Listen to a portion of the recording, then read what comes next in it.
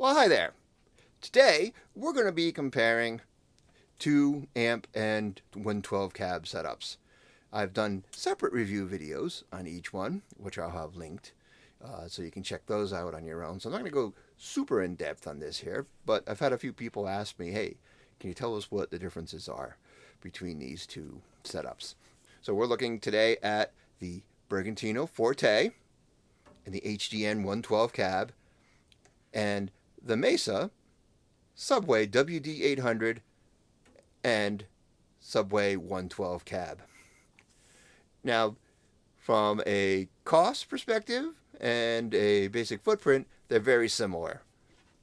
The Forte head retails for $949, while the WD800 head retails for $999. The HDN 112 cab goes for around $850, and the Subway 112 cab goes for around $750. So about $7,500 difference in price between the two. So they have somewhat similar feature sets, but they are a bit different.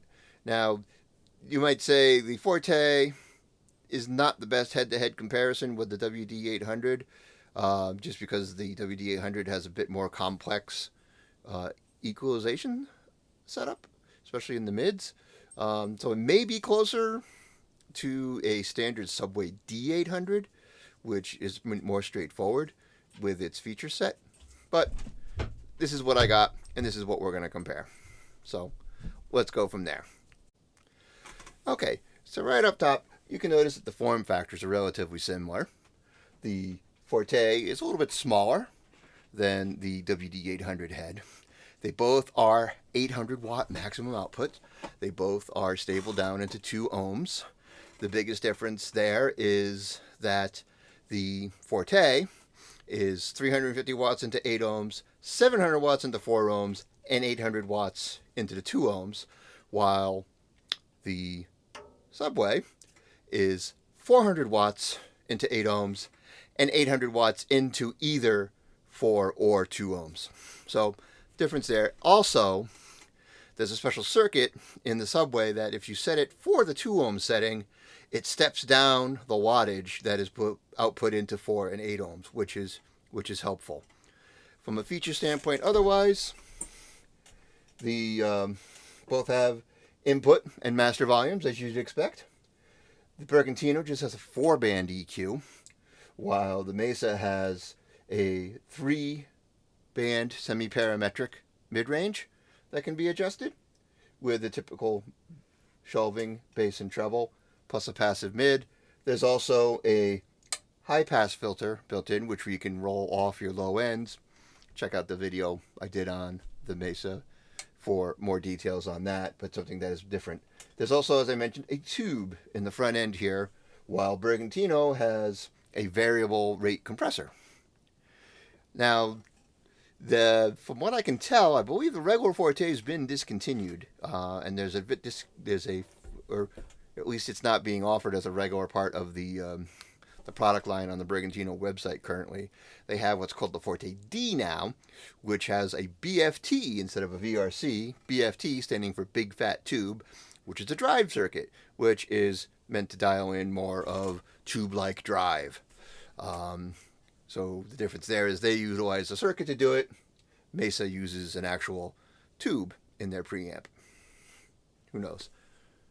They both weigh under 7 pounds, with the Forte coming in at right around 6 pounds and just under 7 pounds for the Mesa.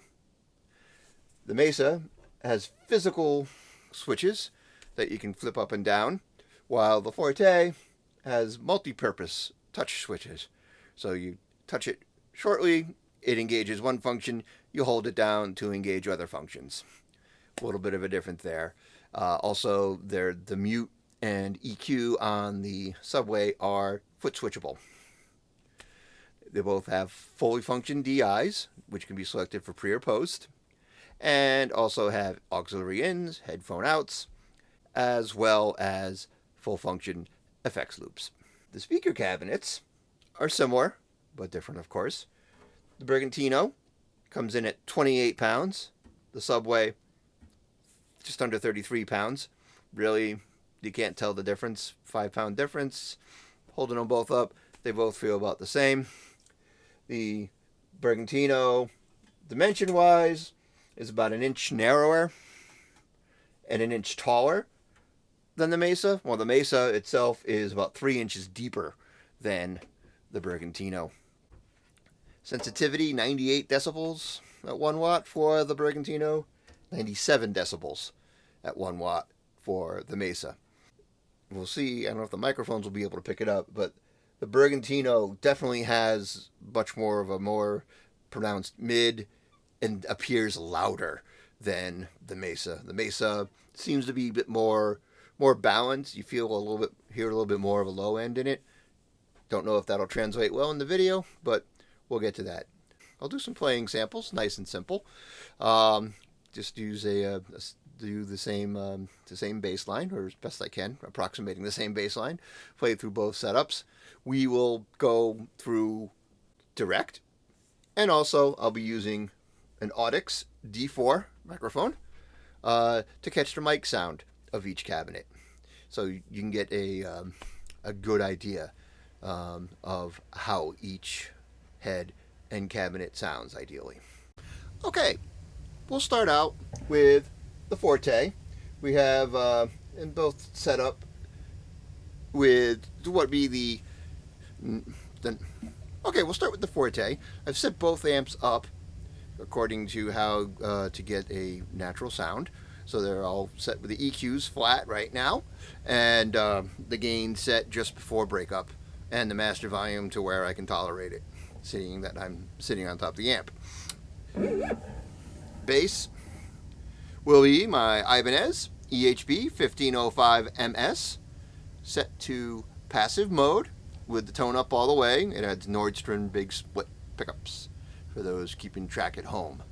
So what I'll do is I'm going to run through just simple, straightforward bass line. I'll start off doing open and then fretted strings, starting from the B and then going up to the G. And I will have the direct sound. And then we also will have the sound from the Audix mic, so you can get an idea. Then I'll do a quick change. I'll add on the compressor a little bit and screw around with the EQ a bit, just to get you an idea of how things are. So first off, here we go with the direct sound of the Forte.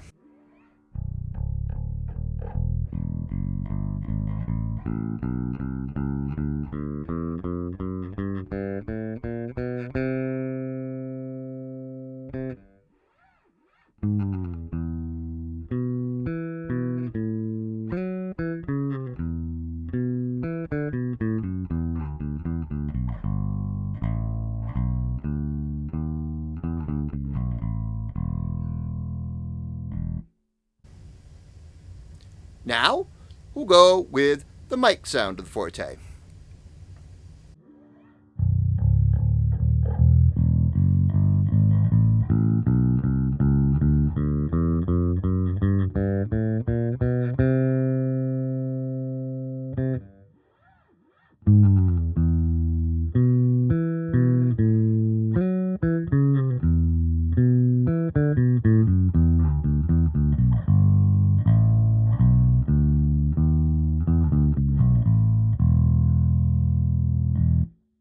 Okay, now let's dial in a little bit of the variable rate compressor. What I've noticed does, it takes kind of the edge off a bit, and so it rounds out, smooths the sound out a little bit.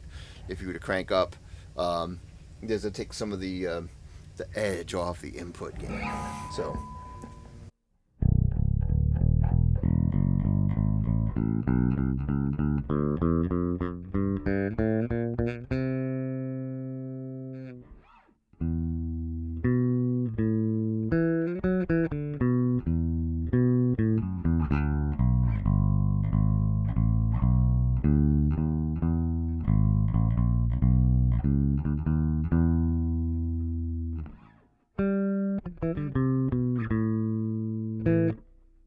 And mic'd.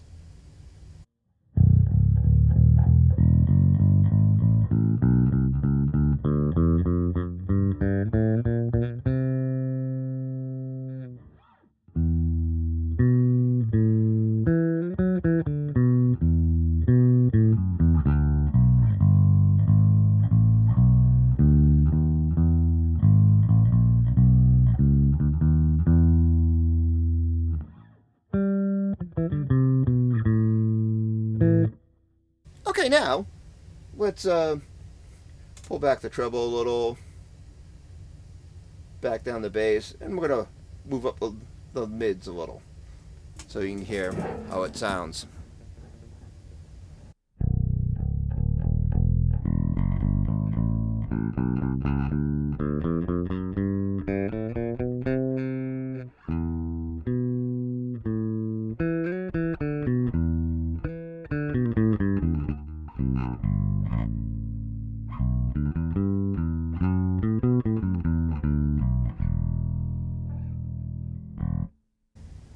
Screwed that one up, but oh well.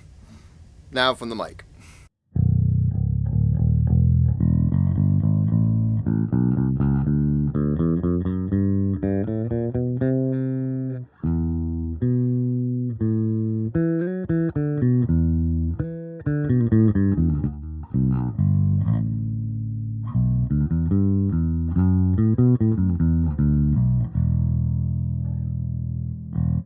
Okay, now let's run through the Mesa.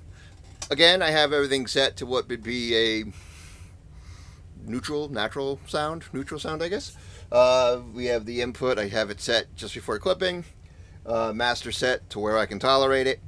And we are going to go with direct and mic'd sound. Again, the direct sound out, direct out, post EQ, and the mic is an Audix D4.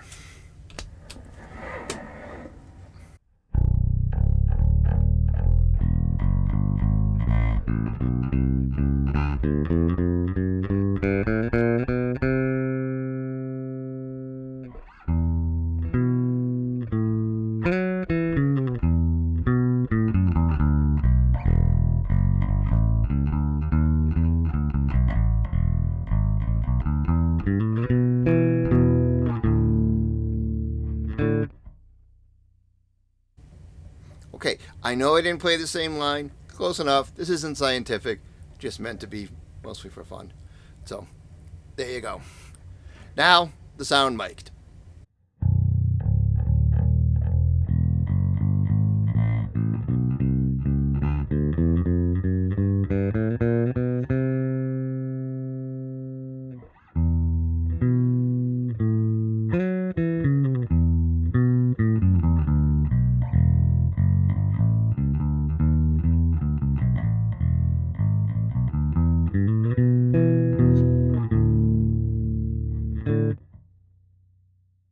So I had the EQ out there, so it was natural. I've screwed around a little bit with it, with boosting up the mids and cutting back on the treble a bit. Roll the bass back a little. And just for fun, again, not scientific, here we go.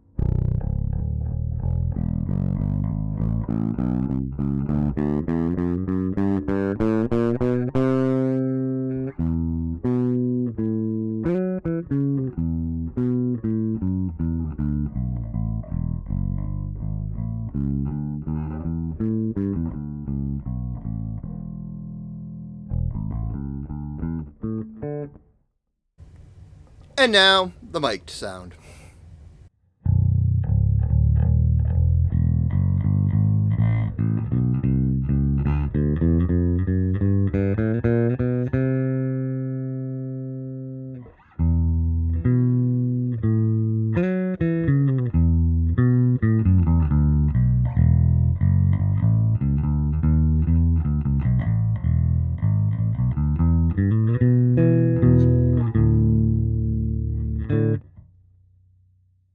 So there you go. A totally non-scientific comparison between two similar setups. Why? Because you asked. So, like I said, pretty much, I mean, these are similar form factors, similar weight, similar cost. If you want good quality, American-made amplification, you can't go wrong with either one. Now, of course, I own the Mesa setup. Doesn't mean I don't like the Bergantino setup. I wouldn't tell you to buy one over the other. Maybe this has helped if you're looking at maybe a Bergantino or a Mesa. Maybe it hasn't helped. Feel free to throw down in the comments what you think. Again, I'm going to link the two videos. They'll be popping up somewhere. One for the Bergantino Forte and one for the Mesa WD800. please check those out. Comment, like, and subscribe. Feel free to ask any questions. I'd be glad to answer what I can. And if you like what you see here, check out my other video. Thanks for watching and out.